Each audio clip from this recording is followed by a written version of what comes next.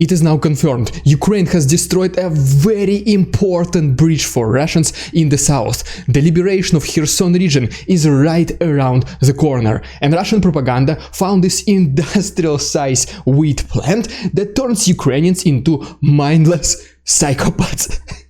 But more about all of this in a couple of minutes.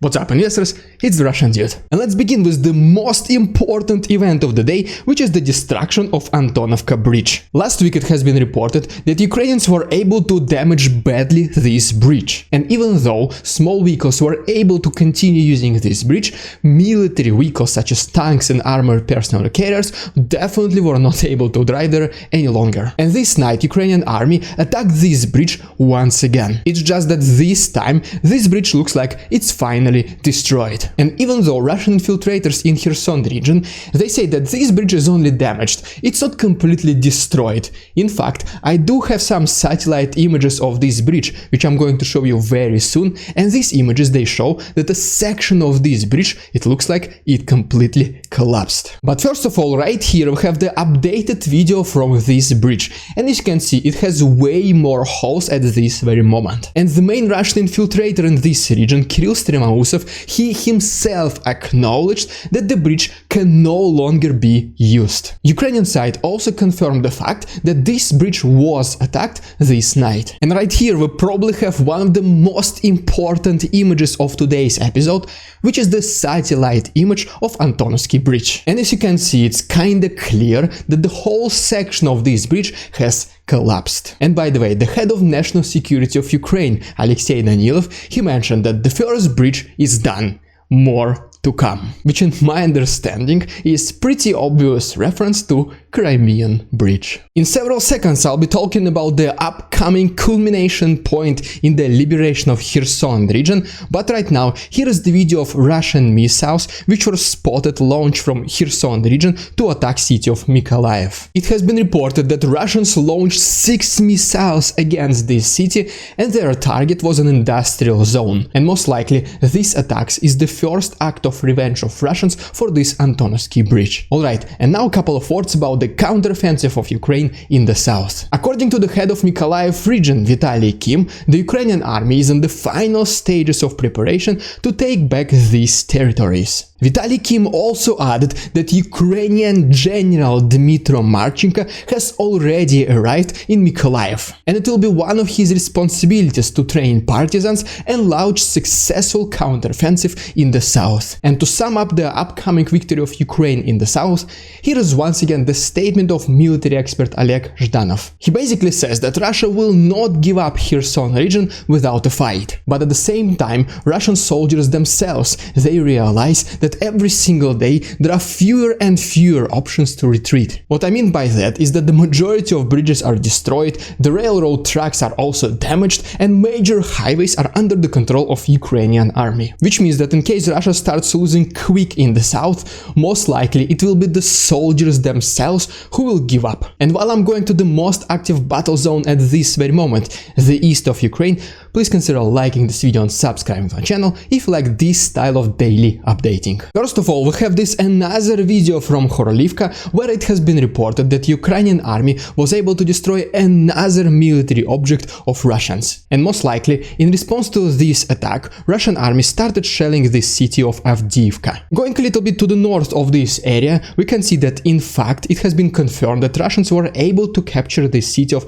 Novoluhansk. And if you remember, yesterday Russian army claimed the control over Ugledarskaya thermal power plant, which is located right here. And since Russian army controls the land on the both sides of this water reservoir, they will be able to join their forces right here. And it is estimated that their next direction of attack will be against the city of Bakhmut. In fact, this last night Russians already tried to advance against Semikhiria, but Ukrainian army was able to resist this attack. In addition to that, another direction of attack of Russians which was resisted by Ukrainians was against against Verkhomenskaya. Alright, before I tell you about another absolutely ridiculous statement of Russian infiltrators, here is the update from Kharkov. According to the mayor of this city, this night Russians launched 2 missiles against Kharkov. And just like in Melitopol, the target of their attack was the industrial zone of the city. Alright, and now pay attention, because this is just stupid. The Russian infiltrator in Kharkov, Vitaliy Kim, he is saying that Ukrainian army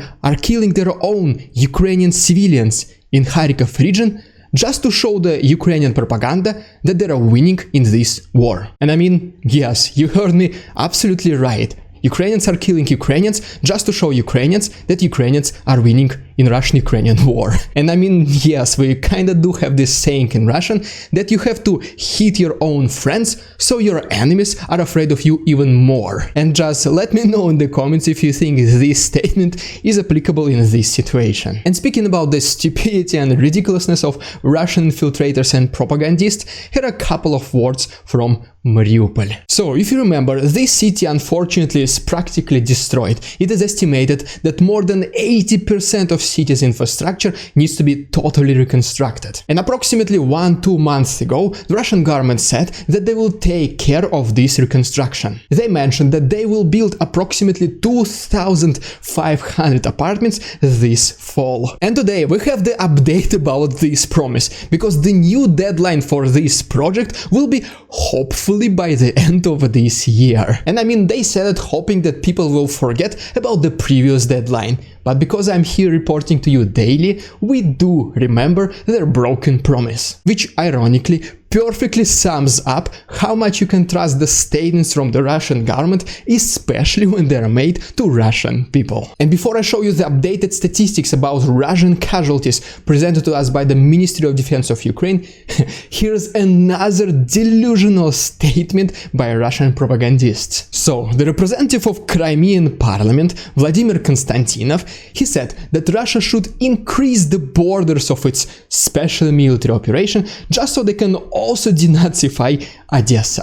To be honest, I have no idea in which kind of metaverse he is living, because it is pretty clear that Russia is already struggling as is in the south of Ukraine. Or, I mean, he is maybe just scared that as soon as inevitably Ukrainians liberate the Crimean Peninsula, he'll be given to tribunal. And additionally, the head of Donetsk region, who is at the same time the ex-financial pyramid scammer Denis Pushilin, he said that it is about that time when Russia liberates Russian cities. He's basically saying that those cities, such as Kiev, Odessa, Kharkiv or Chernigov, these are in fact Russian cities who were founded by Russians. But let me tell you what, bro, if you read the very first chapters of Nikolai Karemzin, The History of Russia state, you will know that in fact it was Scandinavian Vikings who founded these territories. And exactly who I'm talking about here is the Viking called Rurik. He then appointed his close people Askold and Dir, who later found the city of Kiev. And if we do go into the history, in fact it was Ukraine which kinda gave birth to modern Russia. Because long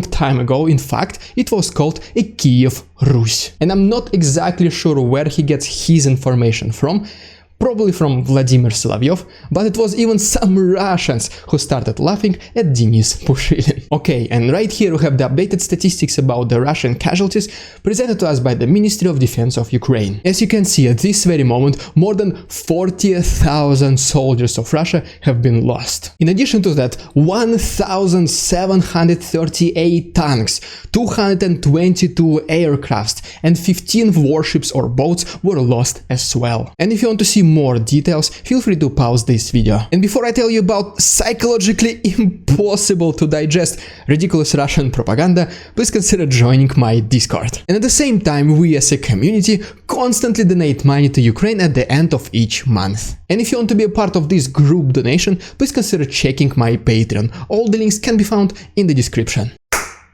Welcome to another episode of ridiculous Russian propaganda, and boy oh boy, we have a good one today. And right here we have the video from Russian propagandists who are saying that they found industrial size wheat plant in Ukraine. As you can see, according to them, industrial size is basically just a dozen of these brooms. And just to make things even more ridiculous, they started filming these empty pots. And I mean, I'm pretty certain that the home collection of Snoop Dogg will be way bigger than this. But once again, this did not stop Russian propagandists to call this industrial size factory, which, by the way, conveniently helps them with their narrative is that Ukraine is full of drug addicts. And to be honest, I will not be surprised if they actually called this factory a personal stash of Zelensky. But anyways, we all know more or less the effects that weed has on our bodies. But not if you are ridiculous Russian propaganda. In this case, if you consume this particular grass, you will become inhumane psychopath. And as a result of these actions, you will not feel fear completely, and most likely you will be immune to pain. And I mean, to be honest, and I just realized this, you remember we saw some empty pots, and at the same time Russian propaganda claimed that they tested it. So my real question here is, do you think this whole video and narrative was actually recorded after testing Zelensky's personal stash? And so yes, if you want to know what kind of prescription drugs Russian propagandists are using, please consider becoming my channel member. Also, please mark your calendars for this Saturday, because I'll have a big announcement during my charitable livestream. And as always, thank you so much for your attention, check the links in the description, stay safe, and see you tomorrow.